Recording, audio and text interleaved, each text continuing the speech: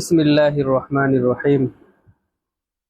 আমরা সূরা কাহফের তাফসীর শুনছিলাম। তো আজ আমাদের সূরা কাহফের শেষ দার্স, ইনশাআল্লাহ আজকে আমাদের সূরা কাহফ শেষ হবে। তো আজকে আমাদের আলোচনার বিষয় বাদশা জুলকারনাইনের ঘটনা এবং ইয়াজুজ মাউজুজের ঘটনা।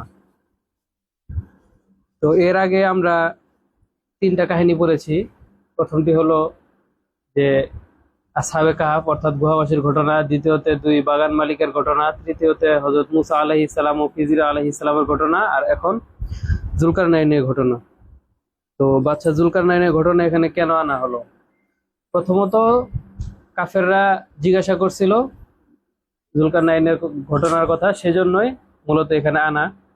আর এর সাথেও কিছু হালকা মিল আছে, যেমন মুসা আলাইহিস সালাম জ্ঞানের কারণে বের হয়েছিলেন, সফর করেছিলেন। এই জুলকারনাইন তার ন্যায় পরায়ণতা প্রকাশ করার জন্য, ছড়িয়ে দেওয়ার জন্য তিনি সফরে বের হয়েছিলেন। আরেকটা সূক্ষ্ম বিষয় আছে, সেটা হলো যে আসহাবে কাহাফ যেমন ফিতনার সময় গুহায় পালিয়েছিল, আত্মগোপন করেছিল, ঠিক ইয়াজুজ মাওজুজ যখন বের হবে তখন মুসলমানরা তার বিরুদ্ধে সরাসরি দাঁড়াতে পারবে না। তখন মুসলমানরাও তাদের থেকে আশ্রয় নিবে, গুহার ভিতরে পাহাড়ের গুহায় আশ্রয় নিবে। এটার একটা সামান্য মিল আছে। তো মুসা আলাইহিস সালাম জ্ঞানের কারণে বের হয়েছিলেন, আর তিনি ন্যায় ইনসাফ প্রতিষ্ঠা করার জন্য বের হয়েছিলেন। বিসমিল্লাহির রহমানির রহিম। ওয়াসআলুনাকা আন যিল করনাইন কুল সাআতলু আলাইকুম মিনহু যিকরা। অর্থাৎ তারা তোমাকে জুলকারনাইন সম্পর্কে প্রশ্ন করে বা তার সম্পর্কে জানতে চায়, তুমি বলে দাও যে আমি তার সম্পর্কে বর্ণনা করব। ইন্না মাক্কান্না লাহু ফিল আরদি ওয়া আতাইনাহু মিন কুল্লি শাইইন সাওয়াবা ফাআতবা সাওয়াবা। আমি তাকে জমিনে রাজত্ব দান করেছিলাম, আর আমি তাকে সব উপকরণ দিয়েছিলাম, আর সে সেই উপকরণের ব্যবহার করেছে। হাত্তা ইযা বালাগা মাগরিবাশ শামসি ওয়াজাদাহা তাগরুবু ফি আইনিন হামিয়াতিন ওয়া ওয়াজাদা ইনদাহা কওমা কুলনা ইয়া যাল করনাইনি ইম্মা আন তুআযযিবা ওয়া ইম্মা আন তাত্তাখিযা ফীহিম হুসনা ইলা আখিরিল আয়া। সেখানে আল্লাহ তাআলা বলতেছেন যে আমি জুলকারনাইনকে সব রকম ব্যবস্থা করে দিয়েছিলাম, আর সে সেই ব্যবস্থাগুলোর সদ্ব্যবহার করেছে। অর্থাৎ আল্লাহ তাআলা তাকে যে ক্ষমতা দিয়েছিলেন, সে সেই ক্ষমতাগুলো নিয়ে একাই বসেছিল না, আরামে বসেছিল না, বরং আল্লাহ তাআলার ন্যায় ইনসাফ প্রতিষ্ঠা করার জন্য সারা বিশ্বে সফর করেছেন।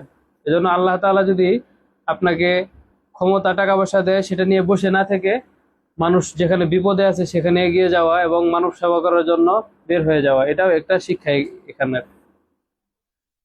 তারপর বাদশা জুলকারনাইন চলতে চলতে সূর্যাস্তের জায়গায় চলে গেলেন, এমন একটা জায়গায় গেলেন যেখানে সূর্যাস্ত হয়। তিনি সূর্যকে পেলেন যে একটি কর্দমাক্ত পুকুরে বা নদীতে, সেটা ডুবে যাচ্ছে, সূর্য ডুবে যাচ্ছে।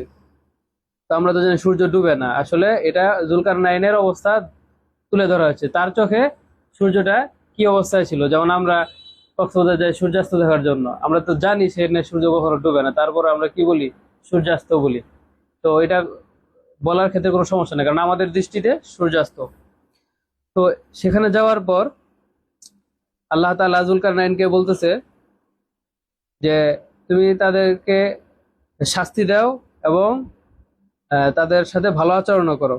অর্থাৎ ওই যে কওমের কাছে গেল, যে জাতির কাছে গেল, তাদের মাঝে যারা ভালো কাজ করছে তাদের জন্য ভালো পুরস্কারের ব্যবস্থা করো, আর যারা অপরাধ করছে বা জুলুম করছে তাদেরকে তুমি শাস্তি দাও। তারপরে দেখেন একটা গুরুত্বপূর্ণ আয়াত, ক্বালা আম্মা মান যালামা ফাসাওফা নুআযিবুহু সুম্মা ইউরাদ্দু ইলা রাব্বিহি ফায়ুআযিবুহু আযাবান নুকরা। এটা হলো ৮৬ নম্বর আয়াত। এখানে বাদশা জুলকারনাইন বলতেছেন যে যে অত্যাচার করছে, অপরাধ করছে, আমি তাকে শাস্তি দিব। অতঃপর তাকে যখন তার সৃষ্টিকর্তার কাছে ফিরিয়ে দেওয়া হবে, তখন তাকে আরো নিকৃষ্ট আযাব দেওয়া হবে। তো এখান থেকে বোঝা যাচ্ছে যে কোন অপরাধের শাস্তি দুইটা। কয়টা? একটা হলো দুনিয়াতে, আর একটা হলো আখিরাতে। যেমন আমরা সূরা সাজদাতে এরকম আছে যে ওয়ালানুযিকান্নাহুম মিনাল আযাবিল আদনা দুনাল আযাবিল আকবারি লাআল্লাহুম ইয়ারজিউন। অর্থাৎ আমি পরকালে মানুষকে কঠিন শাস্তি দেওয়ার আগে দুনিয়াতে আরেকবার শাস্তি দিব। এখন বলতে পারেন যে এক অপরাধের জন্য শাস্তি ডাবল হবে কেন? আর দুনিয়াতে যদি আমি শাস্তি পাই তাহলে আবার পরকালে শাস্তি পেতে হবে, এটা কেমন বিচার? তো আল্লাহ তাআলা ওইখানে বলে দিছেন যে মূলত আমি দুনিয়াতে তুলনামূলক সহজ শাস্তি দেই। এর কারণ হলো এই শাস্তি পায় যাতে সে আমার রাস্তায় ফিরে আসে, আর পরকালে কঠিন শাস্তি দিব। এখন মূলত শাস্তির কারণে শাস্তি মাফ হবে না। দুনিয়াতে শাস্তির কারণে পরকালে শাস্তি মাফ হয় না, কারণ দুনিয়ার শাস্তিটা হলো দুনিয়ার নিজাম ঠিক রাখার জন্য, আর আখেরাতেরটা হলো তুমি অপরাধ করছো সেজন্য। তাহলে পরকালের শাস্তি থেকে মাফ পাওয়ার কোনো ব্যবস্থা নাই? আছে, সেটা হলো তাওবা। দুনিয়াতে শাস্তি পাওয়ার পরে যদি কেউ তাওবা করে তাহলে আশা করা যায় আল্লাহ তাআলা তাকে মাফ করে দিবেন। যেমন দুনিয়াতে কেউ একটা অপরাধ করলো, হত্যাকাণ্ড ঘটাইলো, তাকেও সেই বিনিময়ে হত্যা করা হলো, তখন সে যদি তওবা করে তাহলে আশা করা যায় সে পরকালে মাফ পেয়ে যাবে। কিন্তু সে যদি এমন হয় যে সে তাওবা করে না, সে পাপ থেকে ফিরে আসে না, তাহলে আল্লাহ তাআলা তাকে কেন মাফ করবে? তো এজন্য মূলত তাওবার মাধ্যমে পরকালের শাস্তি মাফ হয়। আর আমরা যারা মুমিন আছি তারা অনেক সময় মনে করি যে অন্যরা সামান্য পাপ তো করে আর অধিক পাপ করে কিন্তু তাদের কিছু হয় না, আর আমি সামান্য একটা পাপ করলে আমার উপর আযাব চলে আসে। মূলত আল্লাহ তাআলা এই আযাবটা দেয় যাতে তুমি ভবিষ্যতে এরকম না করো, আর তোমার পাপটা যাতে দুনিয়াতে আল্লাহ তাআলা মাফ করে দেন। যদি তোমার পাপের জন্য দুনিয়াতেও শাস্তি না দেন, তাহলে পরকালে যে অপরাধী সে বলবে আল্লাহ তাকে মাফ করে দিলে আমাকে মাফ করলা না কেন? তখন আল্লাহ তাআলা বলবে যে আমার এই মুমিন বান্দাকে আমি দুনিয়াতেই শাস্তি দিয়েছিলাম। এজন্য আমাদের মাঝে যেন এরকম কেউ ওয়াসওয়াসা না দেয় যে আমি তো ঠিকমতো নামাজ পড়ি, আমি তো দাওয়া কমিউনিটিতে থাকি, আমি তো ইসলামের কাজ করি, আমি একটু অপরাধ করলে সমস্যা কি, আল্লাহ তাআলা আমাকে নিজের লোক মনে করে মাফ করে দিবে। এরকম ভুল করা যাবে না, বরং যারা আল্লাহর পথে থাকে তাদের শাস্তি আরো তাড়াতাড়ি আসে। কারণ কাছের মানুষ অপরাধ করলে সেটা মানুষের কাছে খারাপ লাগে বেশি। তো আল্লাহ মুমিন বান্দা যদি অপরাধ করে সেটা আল্লাহ তাআলা কষ্ট পান। তো আজকে আমাদের মুমিনদের বা যারা ইসলামী স্কলার তাদের মাঝেও দেখা যায় যে অনেক অপরাধ ছড়িয়ে গেছে, তাদের নিয়ে বিভিন্ন ধরনের অপরাধমূলক ভিডিও আমরা দেখতেছি। তো আল্লাহ তাআলা আমাদেরকে হেদায়েত দান করুক।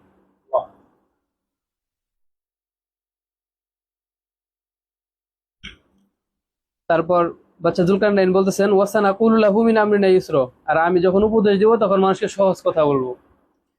তো এটা একটা দায়ের বৈশিষ্ট্য। অর্থাৎ অনেক আলেম আছেন যারা যখন একটা ইসলামের কোনো গভীর বিষয় শিখেন তখন নিজের ইলম জাহের করার জন্য মানুষের সামনে এমন ভাবে উপস্থাপন করেন যে মানুষের মনে হয় যে এই জ্ঞান তো আমাদের দ্বারা অর্জন করা সম্ভব না, এত কঠিন। আবার এত সুন্দর সুন্দর কথা বলে যেটা কল্পনায় সুন্দর, বাস্তবের সাথে এটা কতটুকু মিল এটা আমাদের সমাজে দেখা যায় যে হয় না। কোরআনের অনেক আয়াত আমরা শুধু শুনি, বাস্তবে কিভাবে প্রয়োগ করব এটা আমরা বুঝতে পারি না। এজন্য এখানে জুলকারনাইন বলতেছে যে আমি সহজ কথা বলবো, অর্থাৎ আমি অনেক কিছু জানতে পারি কিন্তু আমার কথা বলতে হবে অডিয়েন্স অনুযায়ী, আমার শ্রোতা কোন পর্যায়ে আছে। এরকম একজন শিক্ষকের ক্ষেত্রেও মূল্যায়ন করতে হবে ছাত্রের মেধা অনুযায়ী। আমি একটা জিনিস খুব ভালো বুঝি, আমি 5 বছর যাবত পড়াই, আমার ছাত্র নতুন শিখছে, তো খাতা দেখে বলছে কি লিখছে সুন্দর হয় না, আমি কেটে দিলাম। আমার জ্ঞান অনুযায়ী খাতা মূল্যায়ন করলে হবে না, বরং যে স্টুডেন্ট তার জ্ঞান অনুযায়ী মূল্যায়ন করতে হবে। তো এরকম বিভিন্ন প্রতিযোগিতার ক্ষেত্রেও আমরা যখন কোথাও কোনো জায়গায় বিচারক হব তখন বিচার করতে হবে অডিয়েন্স অনুযায়ী, আমার নিজের অবস্থান অনুযায়ী করা যাবে না। ثم أتبع سببا حتى إذا بلغ مطلع الشمس وجدها تطلع على قوم لم نجعل لهم من دونها سترا كذلك وقد أحطنا بما لديه خبرا। অতঃপর বাচ্চা জুলকারনাইন সূর্য সূর্য উদয় হয় এমন জায়গায় গেলেন, আর সেই কওম এমন অবস্থায় ছিল যে তাদের উপর যখন সূর্য উঠতো তখন সে তার মাঝখানে কোনো পর্দা ছিল না। অর্থাৎ এমন একটা ভূমি যেখানে সূর্যের তাপ ফেরানোর জন্য তেমন গাছপালাও ছিল না, তেমন পাহাড়ও ছিল না। আর বাচ্চা জুলকারনাইন সম্পর্কে আমি সবকিছু জানি, আল্লাহ তাআলা বলতেছেন। তো এখান থেকে আরেকটা বিষয় খেয়াল করা উচিত যে আল্লাহ তাআলা এমন একটা কওমের কথা বললেন যে তারা দুনিয়ার হিসাবে বেশি একটা উন্নত ছিল না। অর্থাৎ সূর্যাস্ত মানে সূর্য যখন উঠতো তখন সেই রোদের থেকে তারা নিজেদেরকে প্রোটেক্ট করতে পারতো না, অর্থাৎ ভালো ভূমি ছিল না, ভালো গাছপালা ভালো উদ্যান ছিল না। তো আল্লাহ তাআলা তারপরেও তাদের কথা এখানে বলছেন। অর্থাৎ যে মানুষ একটু নিম্ন পর্যায়ে প্রযুক্তির দিক থেকে যদি একটু নিচে থাকে তাহলে আমরা তাকে মূল্যায়ন করবো না, বিষয়টা এরকম না। তো আল্লাহ তাআলা তাদের কথা এখানে বলছেন। ثم أتبع سببا حتى إذا بلغوا بين السدين وجد من دونهما قوما لا يكادون يفقهون قولا قالوا يا ذا القرنين إن يأجوج ومأجوج مفسدون في الأرض فهل نجعل لك خرجا على أن تجعل بيننا وبينهم سدا إلى آخر الآية। এখানে আল্লাহ তাআলা বলতেছেন যে অতঃপর বাদশা জুলকারনাইন দুই পাহাড়ের পাদদেশে গেলেন। দুইটা এমন একটা জায়গায় গেলেন যেখানে দুইটা পাহাড় ছিল, মাঝখানে একটা গিরিপথ ছিল। সেখানে এমন একটা জাতি ছিল যারা তার কথা বুঝতো না, অর্থাৎ বাদশা জুলকারনাইনের সাথে ওই জাতির ভাষা মিলতেছিল না। তো তারা তখন বলতেছিল, সাহায্য চাচ্ছিল, হে জুলকারনাইন, ইয়াজুজ মাওজুজ তো জমিনে বিশৃঙ্খলা সৃষ্টি করতেছে। বিশৃঙ্খলা বলতে তাদের অনেক মুফাসসিরগণ লিখছে তারা ডাকাতি করত, তারপর অনেকে বলছেন যে তারা হত্যাকাণ্ড ঘটাইতো, লুটপাট করত, মানুষকে অশান্তি দিত, এরকম ছিল। ফাহাল নাজআলুকা খরজান আলা আন তাজআলা বাইনানা ওয়া বাইনাহুম সাদ্দা, আমরা আপনাকে কিছু খরচপাতি দেই, তাহলে আপনি কি করেন আমাদের মাঝে এবং তাদের মাঝে একটা মানে দেওয়াল তুলে দেন। ক্বালা মা মাক্কান্নী ফীহি রাব্বী খায়রুন ফাআইনুনি বিকুওয়াতিন আজআল বাইনাকুম ওয়া বাইনাহু রাদমা। তখন বাদশা জুলকারনাইন বললেন যে আল্লাহ তাআলা আমাকে যে সম্পদ দিছে এটা আমার জন্য উত্তম, সমস্যা নাই, কিন্তু তোমরা আমাকে জনবল দিয়ে সাহায্য করো, যে আমি তোমাদের জন্য সবকিছু করতেছি, তোমরা একটু আমার সাথে কাজ করো। লোহা আনো, তারপর লোহা আগুনে দিয়ে সেটাকে বাতাস দাও, মানে লোহা গরম করো। অতঃপর আগুন জ্বালার পরে আমি সেখানে তামা ঢেলে দিব। তো এভাবে বাদশা জুলকারনাইন কি করলেন, এই তাদের মাঝে একটি দেওয়াল তুলে দিলেন। তো এখানে শিখার মতো অনেক কিছু আছে। প্রথম কথা হলো যে এটুকু আলোচনা করে নিই, তারপর আমরা এই ইয়াজুজ মাওজুজের আলোচনায় যাচ্ছি। প্রথম কথা হলো যে দেখেন, জুলকারনাইন তিনি যে গিয়েছিলেন তার আলাদা কোনো স্বার্থ ছিল না, মানুষের উপকার করার জন্যই গিয়েছিলেন। তারপর এমন একটা কওমের কাছে গেলেন যাদের সাথে তাদের ভাষার মিল নেই, কিন্তু তিনি কি করলেন, সাহায্য করলেন। তো এখান থেকে আমাদের শিক্ষা হলো যে ভাষা যেন তোমার ন্যায়পরায়ণতা বা ন্যায় প্রতিষ্ঠার ক্ষেত্রে পার্থক্য সৃষ্টি না করে। আজকে আমি আমার নিজের ভাষার মানুষ দেখলে আমি বেশি তাকে সুযোগ দিব, এলাকার দেখে আমি তাকে চাকরি দিব, আমার দলের লোক দেখে আমি তাকে চাকরি দিব, আর এমন এমন প্রশ্ন করবো যেগুলো আমার দলের সাথে মিলে, এসব করা যাবে না। তারপর তারা যে সাহায্য চাইলো যে তারা জমিনে বিশৃঙ্খলা করতেছে, সুতরাং আমাদের মাঝে তাদের মাঝে কি করেন, একটা পার্থক্য করে দেন। তো বাদশা জুলকারনাইন অনেক ক্ষমতাবান লোক ছিলেন, কিন্তু তারপরেও জুলকারনাইন কি করছেন, তিনি কি বলছেন যে আচ্ছা তোমরা রেডি হও, তাদের সাথে একটা ফাইট হয়ে যাক, এটা কিন্তু করে নাই। তো যদি কোনো বিশৃঙ্খলা দেখা যায় যে এই বিশৃঙ্খলার সাথে ফাইট করা যায়, এই বিশৃঙ্খলা থামাই দেওয়াটাই ভালো, তাহলে সেটাই করা উচিত। মানে দুই জায়গায় এক জায়গায় খুব ঝগড়া হচ্ছে, আপনি গেলেন, শুনলেন যে কে ন্যায়ের উপর আছে, এটা বলে আপনি তাদের দল হয়ে আবার যুদ্ধ শুরু করলেন, এটা কিন্তু কোনো সমাধান না। প্রথম কথা হলো যে এটা কিভাবে সমাধান করা যায়, সমাধান করা গেলে এটা থেকে দূরে থাকাই ভালো। আরেকটা বিষয় হলো যে আমার প্রতিপক্ষ যদি আমার চেয়ে বেশি দুষ্ট হয় বা আমার চেয়ে বেশি শক্তিশালী হয়, তাহলে সেখানে কি যুদ্ধ থেকে ফিরে আসা বা যুদ্ধ থামা দেওয়াটাই ভালো। কারণ দেখা যাবে যে এক লোক আছে খুবই, তার মুখের ভাষা খারাপ, তাদের আচরণ খুবই খারাপ, আপনি কি করলেন, তার সাথে ডিবেট করতে গেলেন, কোরআন নিয়ে ডিবেট করতে গেলেন, তখন কি হবে, ডিবেট হলে তো সে আসলে মানবেই না, বরং এই সুযোগে আরো কোরআন ইসলাম নিয়ে আরো উল্টাপাল্টা আরো কিছু ছড়াই দিল। তা আপনাকেও পার্সোনালি অ্যাটাক করলো, আপনি বলছেন কোরআনের কথা, তখন আপনি বললেন যে আপনি তো হুজুর হুজুর এটা করে, আপনি এটা করছেন এটা করছেন। তখন আসলে আপনার মানুষের সবারই তো দুর্বল জায়গা থাকে, তখন আপনি আর কিছু বলতে পারবেন না। এটাকে আমি বলছিলাম যে অ্যাড হোমিনাম ফেলাসি, যে আপনি যখন কারোর সাথে একটা বিষয়ে তর্ক করতে যাবেন, তখন সে যখন ওই তর্কে না পারবে, তখন আপনার ব্যক্তিগতভাবে অ্যাটাক করবে। তো মানুষের দুর্বল জায়গায় অ্যাটাক করলে তখন আপনি দুর্বল হয়ে যাবেন, তখন চুপ করে যাবেন, সবাই মনে করবে যে ইসলামের পতন হইলো বা ইসলাম এটাতে পারতেছে না। তো এই বিষয়গুলো আমাদের খেয়াল রাখতে হবে। আর এখানে আরেকটা বিষয় হলো যে এই যে দেওয়াল তুলে দিলেন, এটা আল্লাহ তাআলার নির্দেশে মূলত দিয়েছিলেন, কারণ আমরা জানি যে কিয়ামতের আগে ইয়াজুজ মাওজুজ আবার বের হবে। তো আরেকটা বিষয় দেখেন, তারা বলছিল কি যে আপনি আমাদের জন্য দেওয়াল তৈরি করে দেন, আমরা কিছু টাকা পয়সা দেই, সম্পদ দেই। তো বাদশা জুলকারনাইন কিন্তু তাদের সম্পদ গ্রহণ করেন নাই। অর্থাৎ বাদশা যদি জনগণের টাকা না নিয়ে কোনো কিছু করতে পারেন, তাহলে সেখানে টাকা না নেওয়াটা উচিত। অর্থাৎ এখানে বলতেছেন যে বাদশা যে হবে সে কাজ করবে জনকল্যাণে, নিজের স্বার্থের জন্য, নিজের টাকার জন্য করবে না। কিন্তু বর্তমানে কি হয়, টাকার উপরে ভিত্তি করে ক্ষমতায় আসে এবং ক্ষমতার অপব্যবহার হয় টাকার উপরেই। তো অনেকে বলতে পারেন যে আমি তো নির্বাচন করতে আমার তো টাকা লাগে। তো বাদশাহী তো চেয়ে নেওয়ার জিনিস না। আমাদের আকাবিররা অথবা যারা পূর্ববর্তী ছিলেন, ইমাম মাহমুদ বিন হাম্বল বলেন, তারপর আমাদের ইমাম আবু হানিফা বলেন, তিনি দায়িত্বভার গ্রহণ করবেন না, এই জন্য লাশ পর্যন্ত তাকে মেরেই ফেলা হলো, তারপরে তিনি দায়িত্বভার গ্রহণ করেন নাই।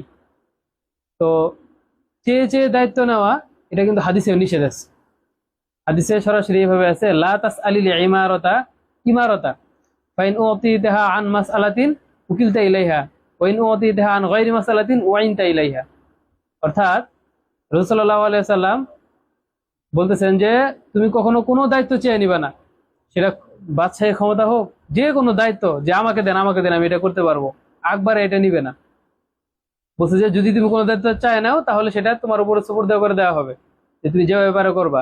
আর যদি চায় না নাও, কেউ যদি দায়িত্ব নেয় না, তাহলে কাউকে কাউকে দিতেই হবে। তখন সবাই মিলে যাকে মশওয়ারা করে দিবে, তো আল্লাহ তাআলা তাকে সাহায্য করবে। এটা হলো হাদিসের কথা। তো এই জন্য আগ বাড়িয়ে নিব না। তবে হ্যাঁ, এখানে কথা আছে, যদি এমন একটা পরিস্থিতি দেখেন যে এখানে ন্যায় পরোয়ান ন্যায় করার মতো কোনো লোকই নাই, মানে এটা সুষ্ঠু সমাধান কেউ করতেই পারবে না, আপনি থাকলে এটা সবচেয়ে ভালো ব্যবহার হবে। তখন আপনি বলতে পারেন যে এটা আমি করতে পারি, জানাবেন, কিন্তু আমাকে দেন, আমাকে এই ক্ষমতা দেন, বিষয়টা এরকম না। কারণ কোনো বিষয় যদি আপনি নিজে হ্যান্ডেল না করতে পারেন আর 10 জনকে নিয়ে হ্যান্ডেল করতে হয়, তখন আপনি পুরোপুরি ক্ষমতা খাটাইতে পারবেন, তখন এটা আরো বদনাম বেশি হবে। তারপর বলতেছেন যে এই যে তারপরে জুলকারনাইন বললেন তোমরা জনবল দিয়ে সাহায্য করো। অর্থাৎ একজন বাদশা একা একা সবকিছু করতে পারে না। আমরা সবসময় কি করি, সরকারের দোষ দিই, যে সরকার এত খারাপ, সরকার দুর্নীতি করে, এটা করে সেটা করে। আমরা কি করি, এমন একটা ব্যবসা প্রতিষ্ঠান দেখান যেখানে তারা ব্যবসায় পণ্য নিয়ে 2 নাম্বারি করে না, মানুষকে ঠকায় না। আমরা যারা চাকরি করি তারা কয়জন একদম time to time, full time, একদম নৈতিকতার সাথে কাজ করি? এরকম সবাই তো না। তাহলে আমরা নিজেরাই যেখানে ন্যায়পরায়ণ না, সেখানে বাচ্চাকে চাই যে ন্যায়পরায়ণ হয়ে যায়। তো আমরা অনেকে মনে করি যে আমি আজকে যদি দেশের ক্ষমতা পাইলাম তো কালকেই বাংলাদেশে ইসলাম হয়ে গেল। আচ্ছা, বাংলাদেশের নাম দিলাম আমি ইসলামী রাষ্ট্র, বললাম যে ইসলামী সবকিছু ঠিক আছে, মানুষ ইসলাম পালন করলো না, মন থেকে নামাজ পড়লো না, ইসলাম বুঝলো না, ইসলামকে সম্মান করলো না, পরকালমুখী হইলো না, তাহলে এই ক্ষমতা দিয়ে আমার লাভটা কি? নবীজি কি করছেন? নবীজিকে যখন বলা হয়েছিল যে আপনাকে 3টা অফার দিলাম, এটা যে কোনো একটা নেন, যে আপনি যদি সম্পদ চান সব সম্পদ আপনাকে দেওয়া হবে, যদি নারী চান সবচেয়ে সুন্দর নারী দেওয়া হবে, আর যদি ক্ষমতা চান আপনাকে রাজা বানিয়ে দেওয়া হবে, আপনি এই ইসলামের দাওয়াতটা ছাড়েন। নবী কি চিন্তা করছে যে আচ্ছা এবার ক্ষমতাটা পায় নেই, তাহলে ইসলাম একদিনে কায়েম করে নিব? বিষয়টা এরকম না। ইসলামে ক্ষমতা, রাজত্ব, এটা ইসলাম সমর্থন করে না, বরং ইসলাম বলে সিয়াসাত। সিয়াসাত শব্দের অর্থ শব্দ টেনে নেওয়া। অর্থাৎ আপনি যখন কোন একটা কাজ করবেন তখন এটা আদ্যপান্ত কাজ করতে হবে, অর্থাৎ আপনার দাওয়াতের কাজও করতে হবে, এটা ছাড়াও ইসলামের খেলাফত কায়েম হবে না। তারপরে আপনার মানুষকে সংগঠিত করতে হবে, এটা ছাড়াও ইসলাম কায়েম হবে না। তারপর আপনার ইসলাহের কাজও করতে হবে, পাশাপাশি ক্ষমতায় যাওয়ার জন্য চেষ্টা করতে হবে, যে কিভাবে আল্লাহর জমিনে দিন কায়েম করা যায়। যে কোনো একটা নিয়ে পড়ে থাকলে হবে না। আমরা আমাদের সমস্যা কি, যে তাবলিগ করতেছে সে মনে করে এটাই ঠিক, এটা যারা ইসলাম হয় বাকি সব ভ্রষ্ট। আবার যারা মাদ্রাসায় পড়তেছে তারা মনে করে যে না, মাদ্রাসায় পড়াটা ঠিক, বাকি কোনো কিছু করা যাবে না। আবার যারা রাজনীতি করছে তারা মনে করছে না, এই রাজনীতি ঠিক আছে। তো সকলের ঐক্য প্রচেষ্টায় ইসলাম কায়েম হবে, যে কোনো একটা দিয়ে পড়ে থাকলে হবে না, বা অন্যদেরকে দোষারোপ করলে হবে না। তো তারপরে দেখেন বাদশা জুলকারনাইন কি করলেন, একটা লোহা এবং তামা দিয়ে 2 পাহাড়ের মাঝখানে এমন একটা দেওয়াল তৈরি করলেন যেটা ভেদ করে তারা আসতে পারে নাই। তাহলে ওই সময় কি প্রযুক্তি ছিল না? আপনার কি মনে হয় প্রযুক্তি ছাড়া এত বিশাল দেওয়াল করতে পারছে? অবশ্যই প্রযুক্তি ছিল।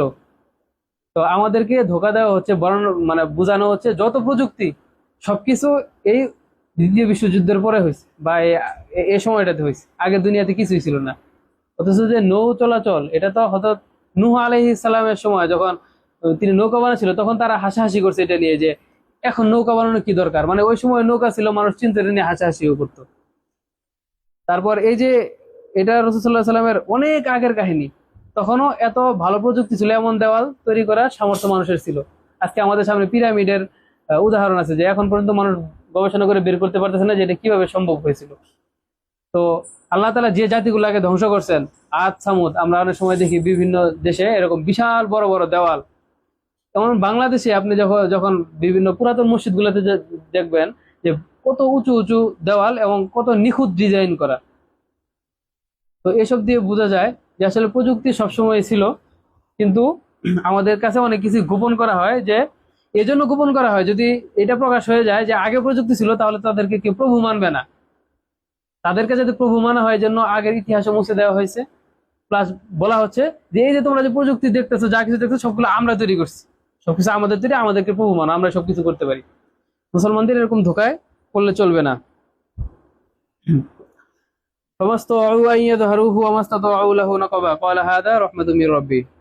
অতঃপর তারা, অর্থাৎ ইয়াজুজ মাজুজ, তারা সেই দেওয়াল ভেদ করতে পারলো না এবং সেটা ছিদ্র করতে পারলো না। আর জুলকারনাইন বললেন যে এটা আল্লাহ তাআলার থেকে একটি রহমত। যখন আল্লাহ তাআলার কাছ থেকে আদেশ আসবে, তখন সেটাকে আল্লাহ তাআলা চূর্ণ বিচূর্ণ করে দিবেন।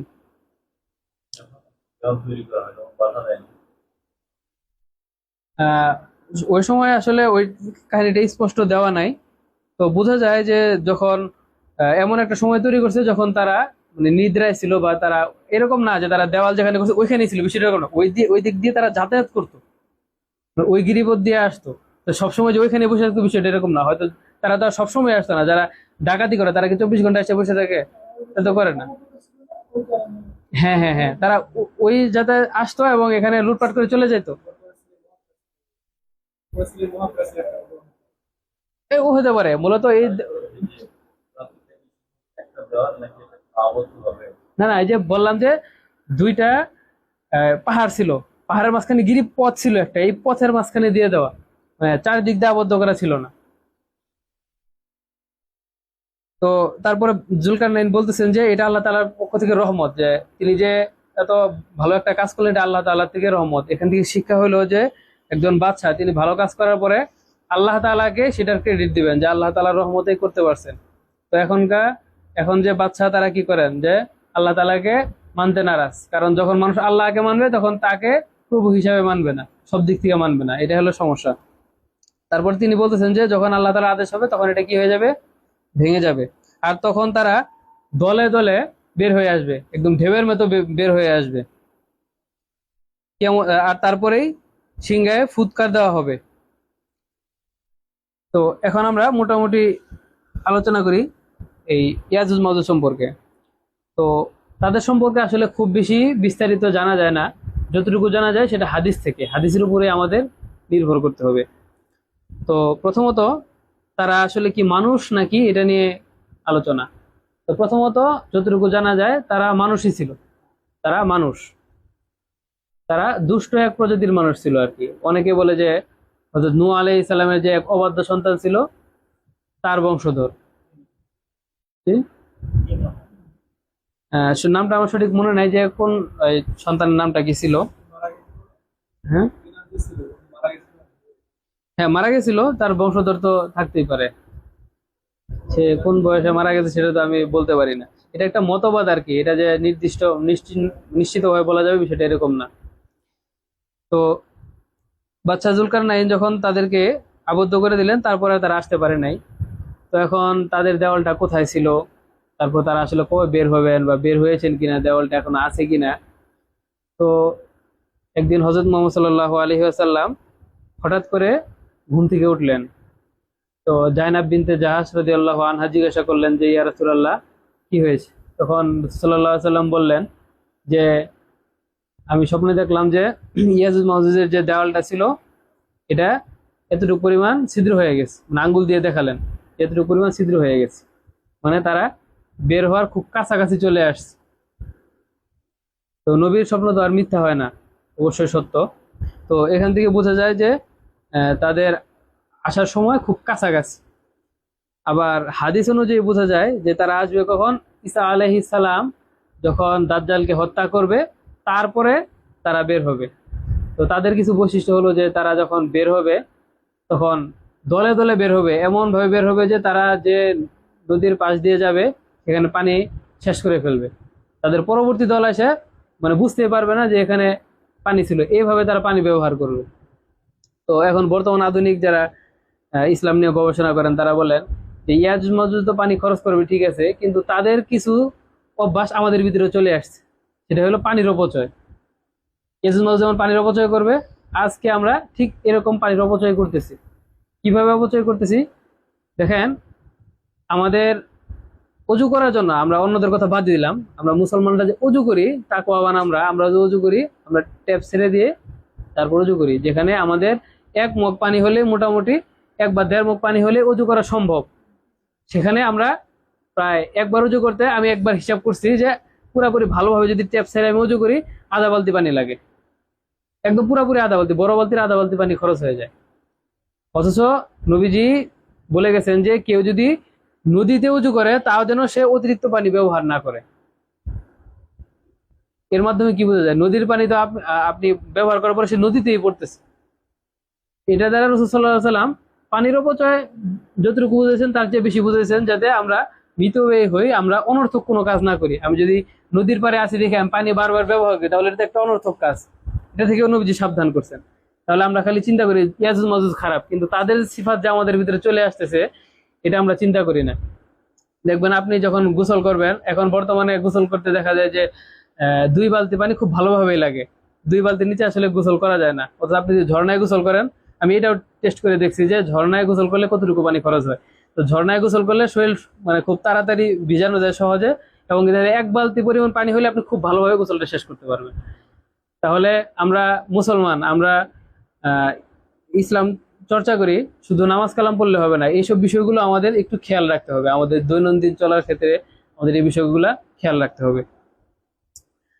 তারপর ইয়াজুজ মাজুজ যখন আসবে, তখন তাদের প্রতিরোধ করার ক্ষমতা কারো থাকবে না, তখন আল্লাহ তাআলা আমাদেরকে গুহায় আশ্রয় নিতে বলবেন। তো এরকম যখন বাধা আসবে, যে এমন একটা ফিতনা আসবে যেটা থেকে আমি বাঁচতে পারবো না, তখন ঈমান নিয়ে আমাদের কি করতে হবে, লুকায় যাইতে হবে। এটা আমাদের সূরা কাহফের শিক্ষাগুলোর মধ্যে অন্যতম শিক্ষা। এমন একটা, মনে করেন যে এমন একটা পরিবেশ যেখানে পুরাটাই গুনার পরিবেশ, আপনি এখানে গেলে আপনার ইমানই সংশয় হতে পারে, তো এখানে আপনার না যাওয়াটাই উচিত। এখন আপনি চিন্তা করলেন যে আমি তো তাকওয়ালা মানুষ, তাহলে একটু মদের বারে যাই, ওদেরকে যাই একটু আমি দাওয়াত দিয়ে আসি। আপনি যদি তাদেরকে দাওয়াত দেওয়ার ইচ্ছা থাকে, তারা যখন বের হবে বা অন্য কোনো জায়গায় থাকবে, বা যখন বার সচল থাকবে না, তখন আপনি তাদেরকে দাওয়াত দিতে পারেন। আপনার তো ওখানে সরাসরি যাওয়ার দরকার নাই। আপনি মনে করতেছেন যে আমি ইসলামের কাজ করবো, তাকে দিয়ে যাবো, যারা গুনাহ করে, তারা কি গুনাহ করে আমি একটু করে দেখি যে আসলে কি সমস্যা। কনসার্ট হচ্ছে, আমি যাই দেখি যে আসলে তারা কেন ইসলাম মানে কনসার্ট কেন করতেছে। তো এইসব বিষয় থেকে আমাদের সাবধান থাকতে হবে, নিজের ইমানের উপর আঘাত আসে এরকম কিছু করা যাবে না।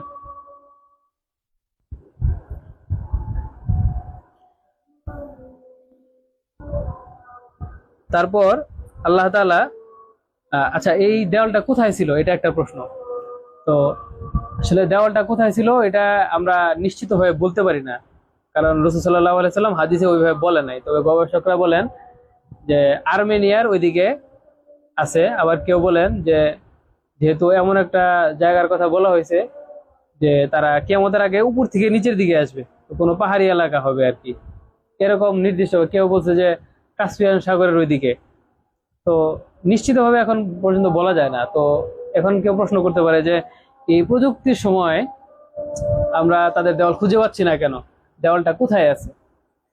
তো দেখেন, আমাদের যতটুকু ধারণা, দাজ্জাল কিন্তু মুক্তি পেয়ে গেছে, কিন্তু তার আবির্ভাব এখনো হয় নাই। কারণ সে এমন এক সময় আবির্ভাব হবে যখন মানুষকে সে পুরোপুরি কন্ট্রোল করতে পারবে।